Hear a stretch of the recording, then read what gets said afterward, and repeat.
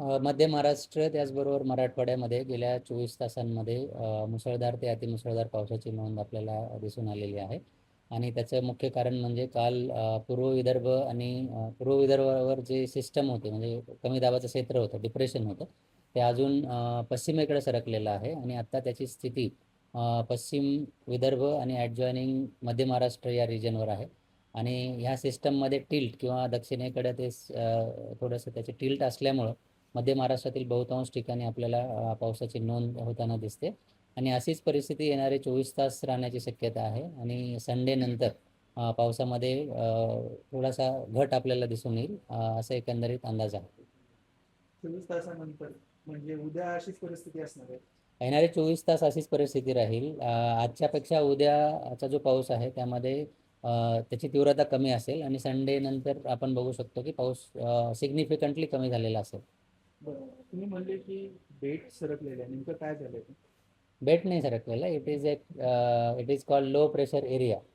त्याला आपण म्हणजे कमी दाबाचं क्षेत्र असं म्हणतो. कमी दाबाचं क्षेत्र पश्चिमेकडे ज्यावेळी सरकतं त्यावेळी त्या रिजनवर जास्त पाऊस पडतो. आत्ता ते पूर्व विदर्भ ह्या रिजनवर होतं काल. आता ते पश्चिम विदर्भ आणि ॲडजॉइनिंग मध्य महाराष्ट्रावर आहे आणि त्यामुळं या रिजनवर जास्त पाऊस पडतो. तर घाटमाथ्यावरती रेड अलर्ट आहे आणि तो अजून किती दिवस असणार आहे?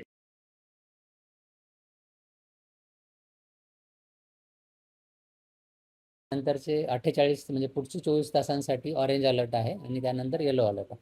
तर नागरिकांना काय आव्हान करणार? घाटमाथ्यांवर स्पेशली ज्यावेळी मुसळधार ते अतिमुसळधार पाऊस पडतो अशा वेळी दरड कोसळणं असेल, लो लाईंग एरियामध्ये फ्लड टाईप सिच्युएशन असेल, विजिबिलिटी कमी होत असते. त्याचबरोबर झाडे उन्मळून पडणे असेल, ह्या सगळ्या गोष्टी होतात. तर अशा परिस्थितीमध्ये घाटमाथ्यांवर प्रवास करणं टाळलं पाहिजे. आधी धरणांमध्ये 60% पाणी होतं, मात्र महिन्याभरात ते सगळं कव्हर झालेलं आहे.